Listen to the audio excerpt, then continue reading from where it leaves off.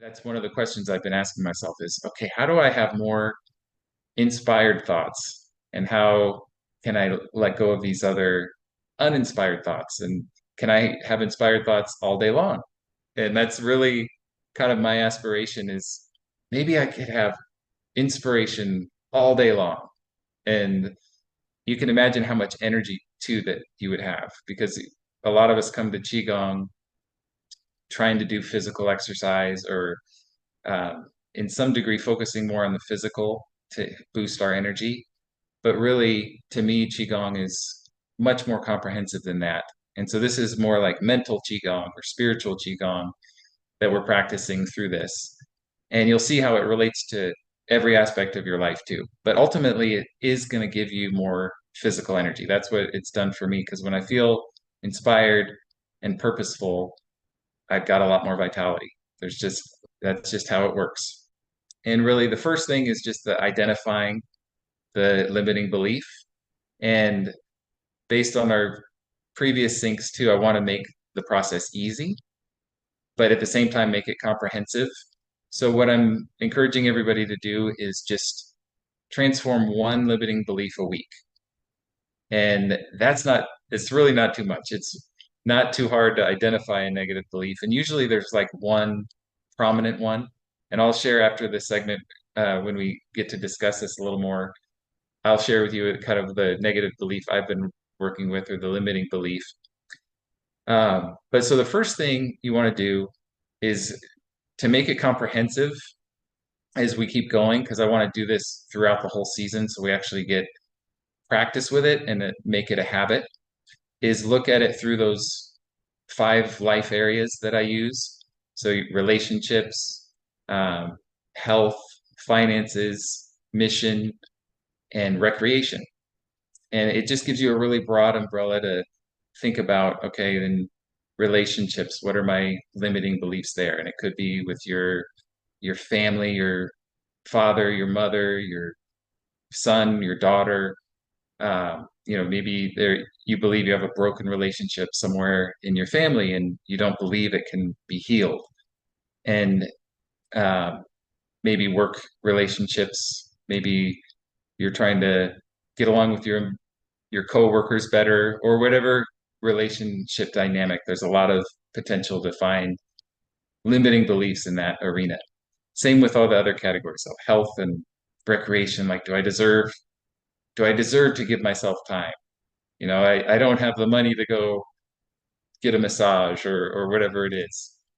So there's a lot of stuff to work with. So we want to keep it comprehensive and really make use of it as much as we can.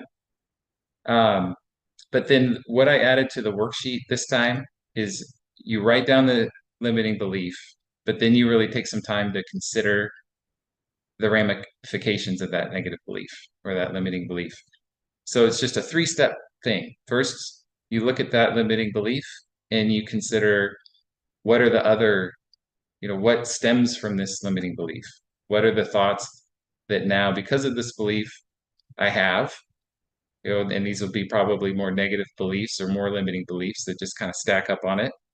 And then what are the limiting or what are the beliefs I don't have because of this belief?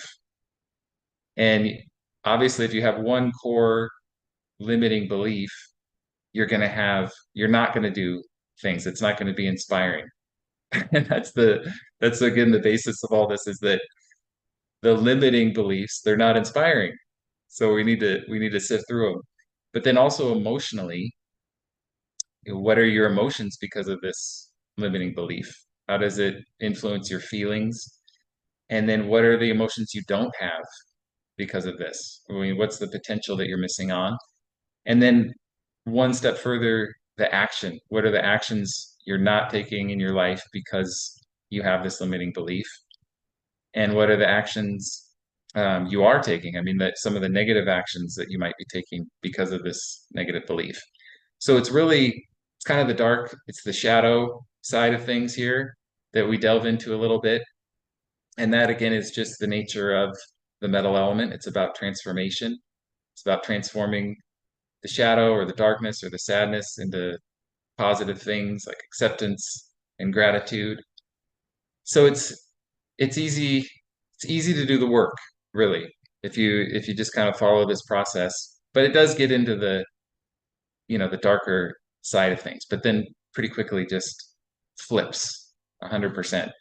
So that's the one of the additions to the worksheet.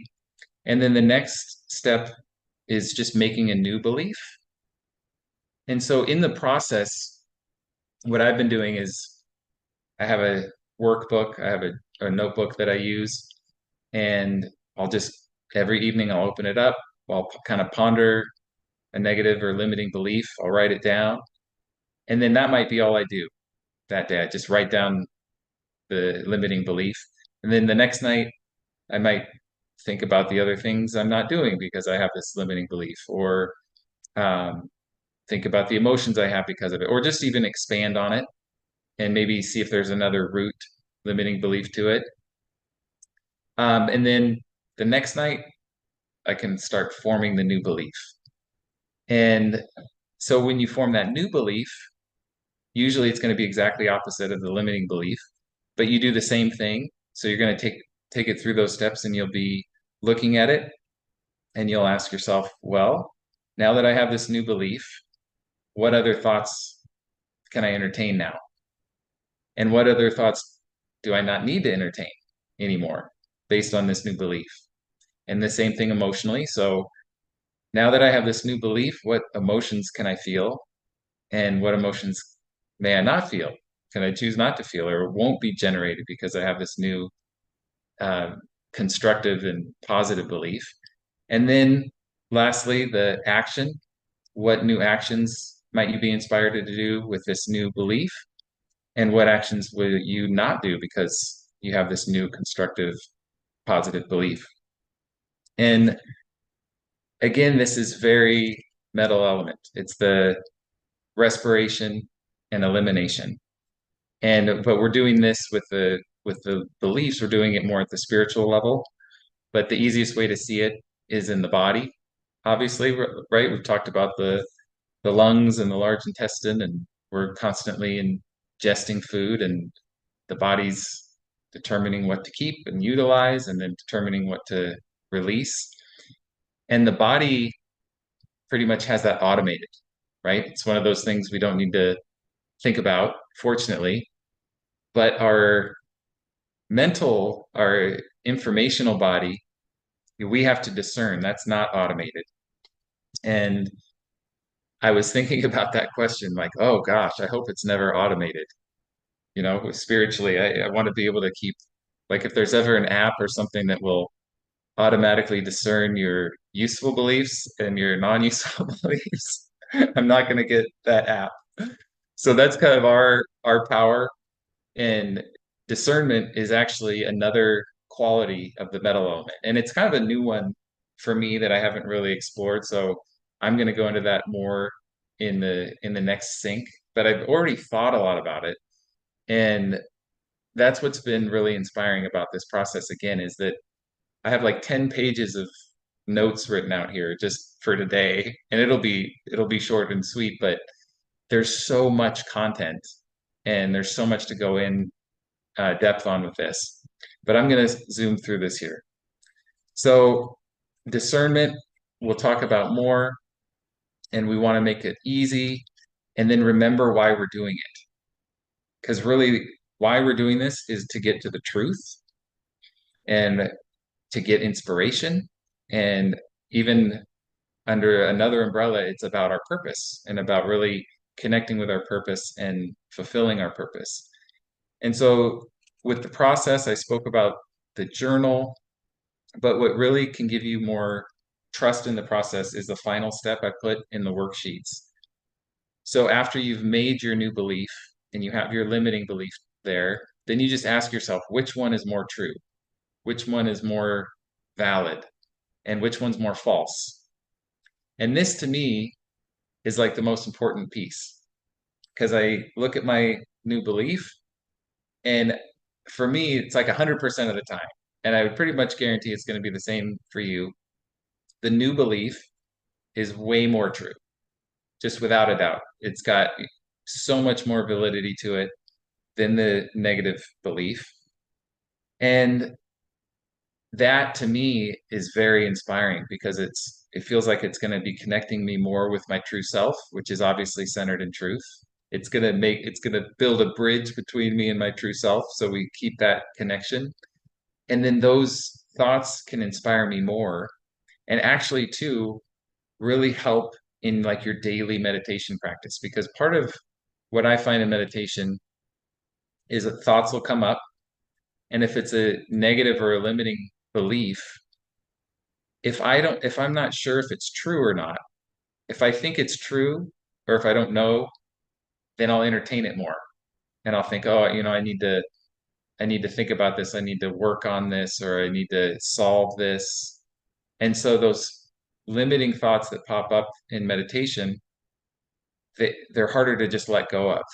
But the more you go through this process and you really go through all the areas of your life and you really start to just discard the stuff that's not true and that's negative, it's so much easier to just let that go and to discern. And so it makes your power of discernment a lot more powerful and a lot more efficient in your practice. But this is just that little bit of work that we have to do.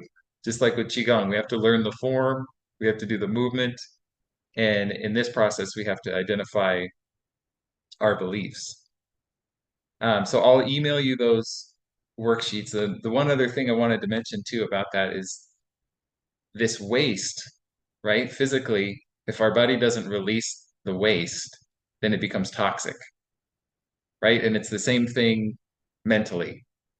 If we're not conscious, if we don't go through our library of thoughts and beliefs, the ones that are negative, a lot of them will stay unconscious, but if we don't release them, they are going to keep attracting more negative thoughts and more negative emotion and keep cycling us in negative habits.